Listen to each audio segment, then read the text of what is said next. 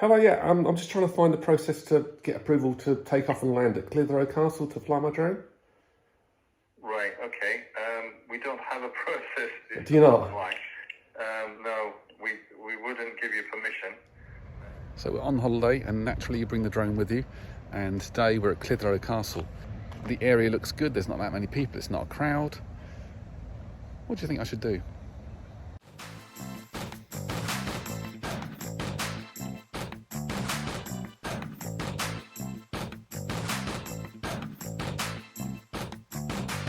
So of course those that said you should ask for permission, of course, are right. So what I've done, I've gone and spoke to the people at the reception and said, look, have you got any rules against it, or have you got any rules for it? They've given me the council's number and I'll give them a call and see what they say. It's a Saturday, so I might not be able to do it till Monday.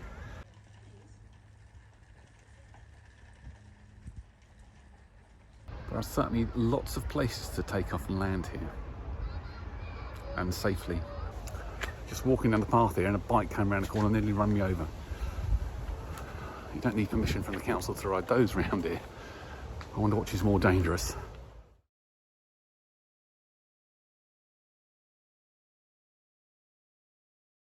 I'm going to give Ribble Valley Council a ring and see what their process is to get permission to fly around Clitheroe Castle.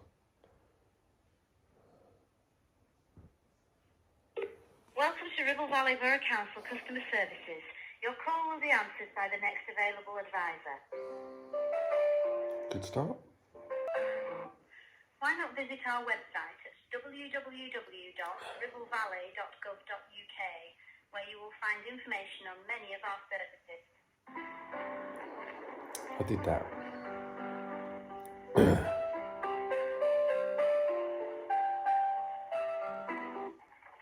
Good morning, Lily speaking. How can I help you? Hello, I was visiting Clitheroe Castle the other day, and I wanted to fly my drone there, but I spoke to the people in the office and they gave me your number. So I wonder what's the process for that, please? Yeah, I'll put you through.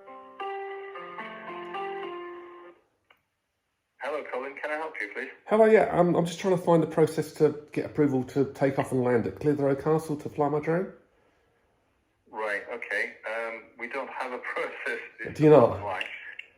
No, we wouldn't give you permission because we've had this out with our insurers, and their answer to us is if we give permission, then anything that happens as a result, so for example, if it falls out of the sky, or if it damages something, then we're partially liable. So okay, well, I have insurance, that's not a problem. Yeah, no, but I'm not being funny, but the council is the easier target than you are, as we've found with many things in the past. Okay. We don't have a bylaw. No. Again, I mean, I doubt there's a bylaw in the country that says no drone flying, because obviously bylaws are a fairly ancient law anyway. Yeah. There may be something in the royal parks in London, I don't know, but as far as we're concerned, it is something that we're going to have to try and get to the bottom of. I mean, the difficulty is, I'm sure that you are the fact that you actually rang me or rang the council is indicative of the fact that you're taking a responsible approach. There are clearly people out there that just bought it on eBay and just fly them all over the place and have no concept, or are probably not even bothered to look into insurance. That's right. There's definitely those people out there. So I try to being responsible when I'm trying to do the responsible thing. Yeah, sure. And I appreciate the situation you're in, but it's a difficult one, isn't it? But I appreciate you talking to me.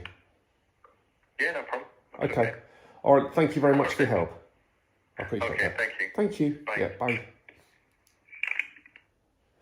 So that's not really the call I was expecting. I was expecting to say, well, you can't overfly, you can't do this, you can't do that, you're not allowed. But it seems the issue is often more about insurance than it is actually about what they think is correct. Their insurers clearly are still in the last century. So there's no bylaw against it, is what he said. But obviously they can't approve it because there is no insurance, or their insurance won't cover them. It is courtesy to call them. We may get this response. They may say, well, sorry, I can't give you that permission. but you see that their hands are tied. At least if we're doing this responsibly, then hopefully they can go to their insurers and say, look, we get 20 people a year call up, but we can't give them permission. You know, what's the process that we can go through as a council to give these people, these responsible people, permission to fly? Because it's not really permission to fly, it's permission to take off and land. Because we have permission to fly.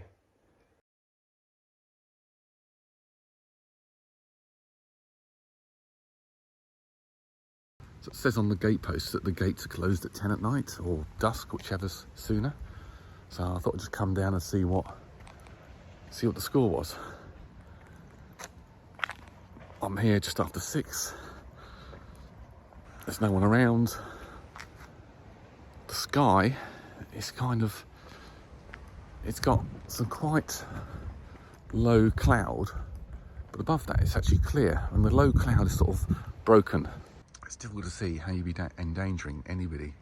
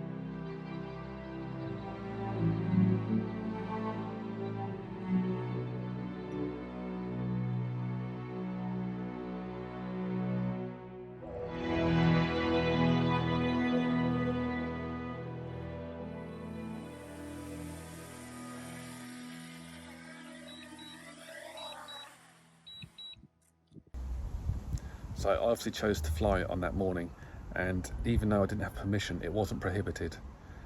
There was nobody around, it was quite safe, and it was a safer time to do it as I could have found.